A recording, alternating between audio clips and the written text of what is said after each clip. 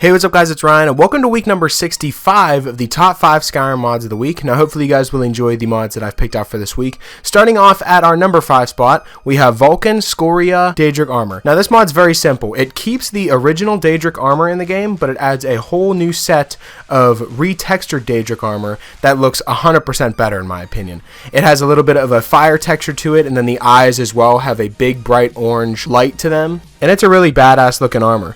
All it requires is Daedra hearts, ebony ingots, and leather strips, just like the Daedric armor itself. So if you're going to make the original Daedric armor, you might as well just make this, because it's going to look 10 times better. So now looking at the armor, as you can see, it has like a little bit of a lava, like a magma type of feel to it. It looks really bright orange, and it's really going to stick out whenever you're in caves, or whenever you're just walking around in cities and stuff like that. You're going to stick out, you're going to look really badass, and really intimidating as well, and that is mainly the point of these armor mods, and Daedric armor itself is to just make your character look as intimidating as possible, and this mod definitely does that. So that's why it comes in at our number 5 spot, so I'd recommend giving this mod a try. Coming in at our number 4 spot, we have the Tempest mod. Now this mod was actually recommended to me by a guy named Butt Cheek Dave. Sorry, it was really hard to say that name with a straight face. Butt Cheek Dave, thank you for recommending this mod for me. Now the Tempest mod, what it actually does is it is a new animation and a new fight mechanic into the game that is one of your powers. If you go under your shouts and like where your powers are as well, you can select the Tempest as one of your powers. Now whenever you're in battle and you actually use it, your character does a huge lunge forward and just proceeds to hit your target a million times. There's a bunch of slashes going around the screen. There's a bunch of like little spells that fly around you, and it looks really amazing. It's a really amazing animation, and it looks like it took a long time to actually perfect and actually put this entire thing together. And just the way it works and how fluid it is makes it look extremely awesome whenever you use it in combat. As you can see, this Robber's Gorge is just completely dead now. Everyone's gone because of my Tempest moves. Now it's a little bit overpowered, but it does use 75% of your stamina, so you're not going to be able to use it, the entire time if you're just playing a playthrough where you don't have unlimited stamina or anything like that. So if you're just playing the game originally and you have the Tempest mod installed, it will be pretty much fair because the stamina it takes 75% of it, so you're going to be really tired afterwards and not going to be able to actually keep doing it over and over again. So adding this new animation into the game, I think, is one of the coolest things that I've seen in a long time, and that's definitely why it comes in at our number 4 spot, so I'd recommend giving this mod a try. Coming in at our number 3 spot, we have the Warmonger Armory. Now this mod was also recommended to me by somebody with the name Unused TV Gaming, so thank you a lot for that recommendation and showing me that this mod is actually really cool. It's one of the best armory mods that I've seen in a while. Now what the mod actually does is it adds a whole bunch of new armors into the game that you can craft at pretty much any forge. Some of them are craftable only at the Skyforge though, and I'll be listing off which ones are actually craftable where. The Nord Hero armor is crafted under the Ebony section and requires Ebony and Steel forging perks, and it's craftable at the Skyforge only. There's also the Pathfinder armor, which is crafted under the Scaled section and requires the Advanced Armor's forging perk. There's the Rogue Thief armor, which is crafted under the Leather section. Very simple, very simple. The Vigilant of Stendar is crafted under the Mist section. Now there's also Belt-worn Dragon Priest masks as well, and they're crafted from the original Dragon Priest masks and provides no protection but still grants the default magic bonus. There's also Sand Assassin armor. There's also Soul Ripper armor, which is crafted under the Ebony section. Then there's Master Robes and Apprentice Robes, which are under the Miscellaneous section, and they both have 2 different color sections. There's also the Shadow Warlock armor, which is crafted under the Leather section. Then there's also the Wandering Knight armor, which is under the Advanced Armor section, and then under the Leather section, there's Netched Leather armor. So as you can see, there is a bunch of new armor sets added into the game, and I didn't display them all in this video, but I did show you a good majority of them. There is a whole bunch of new outfits and a whole bunch of new colors as well that is included with this mod. And even though it adds a lot of armor into the game, it still stays relatively small at 120 megabytes, which isn't too bad to a load order. It won't be causing too much problems and it won't be taking up too much space. So if you like how the armor looks in the video and you want to see how the rest of the armor looks and you want to be playing with some new armors in the game, then why not download the Warmonger Armory? It'll just add new armors to the game and you'll be able to play with those and pretty much have an entirely new playthrough with Skyrim. So that's why it comes in at our number 3 spot, so I'd recommend giving this mod a try. Coming in at our number 2 spot, we have Secular Settlements. Now, Secular Settlements is simply an all-in-one version of a select few towns and settlements that have been ported from standalones from the Nexus. Meaning this is pretty much 4 mods combined into one mod, which just makes it 10 times better. So there's 4 new towns in the game. There's one called Aura, which I'm showing you right now. Aura is a cozy little fishing village on the southern shore of the lake. It is designed to blend into the world of Skyrim while also adding its own unique charm. It's a simple town with no clutter items or out-of-place NPCs, and all the trainers in the town are journeyman level, making this village a good alternative for low-level players who are tired of Riverwood and Whiterun.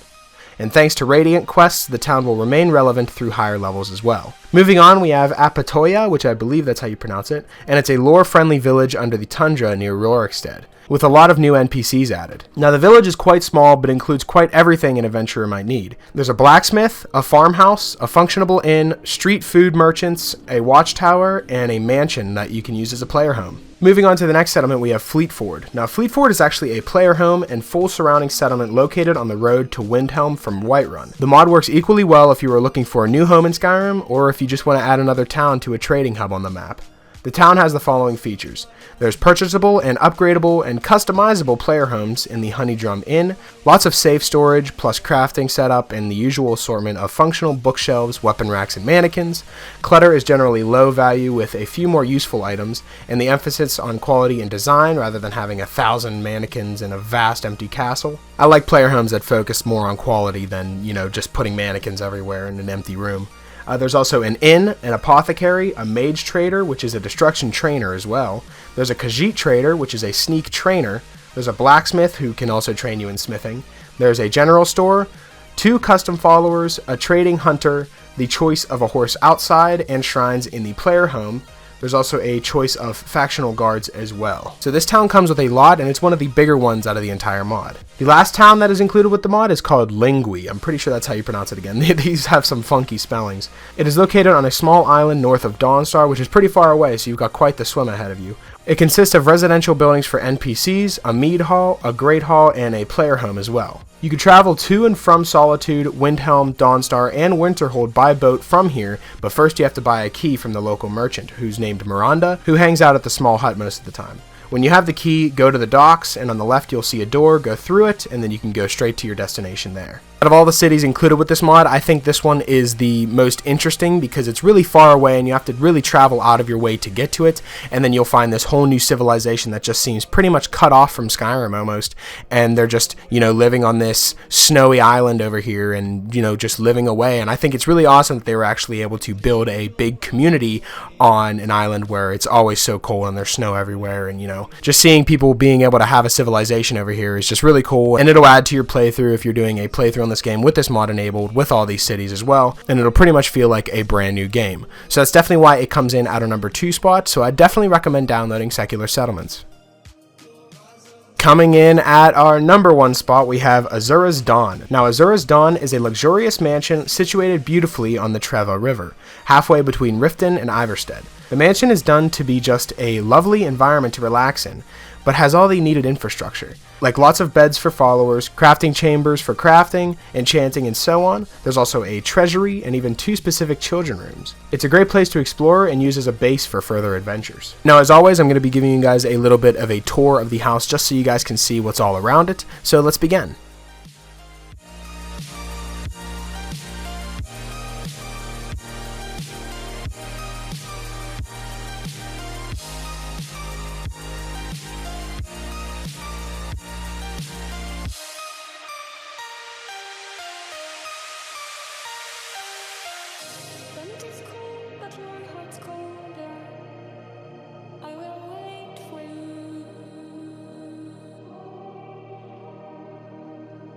Imagine your eyes will meander, but I will wait for you. There's nothing left for me to do but run and act myself a fool. No point in trusting anyone.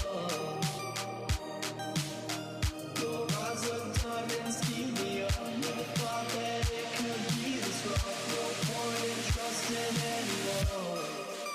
Now, as you can see, there's a lot of uses for this house. It's going to have everything that you're going to need, and it also has amazing decorations as well, and a lot of time and effort looks like it was put into this mod. So that is definitely what we like to see, and that's definitely why it comes in at our number 1 spot, so I'd strongly recommend downloading this mod. So that's pretty much it for this week's episode of the Top 5 Skyrim Mods of the Week. Hopefully you guys did enjoy, and if you did, I would appreciate it if you left a like and subscribe if you're new. It really helps me out a lot. And if you have any mods you'd like me to cover in future Top 5 Mod episodes, be sure to let me know in the comment section below, or you can follow me on Twitter. I'll be sure to leave my Twitter in the description, and you guys can follow me on there and leave me suggestions through there as well. And yeah, that's pretty much it. Hopefully you guys did enjoy, and I'll talk to you guys later.